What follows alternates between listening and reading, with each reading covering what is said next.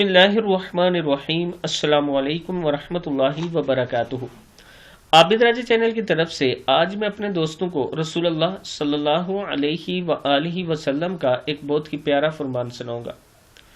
حضرت سعد رضی اللہ تعالیٰ عنہ نبی اکرم صلی اللہ علیہ وآلہ وسلم کی خدمت میں آئے اور عرض کی کہ آپ کے نزدیک کون سا صدقہ زیادہ پسندیدہ ہے؟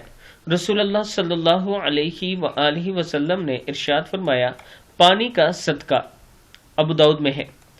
پھر ایک بار سن لیں۔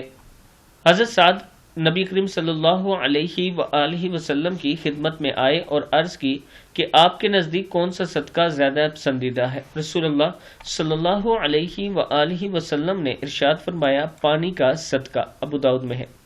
تو دوستو، اگر اللہ تعالیٰ نے آپ کو مال دیا ہے، دولت دی ہے، تو اس جگہ کنواں یا بور کروا دے جس جگہ پانی کی کمی ہے۔ یہ صدقہ بہت افضل ہے۔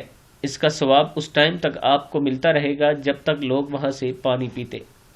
اس ویڈیو کو آپ دوستوں نے آگے ضرور شیئر کرنا ہے۔ السلام علیکم ورحمۃ اللہ وبرکاتہ۔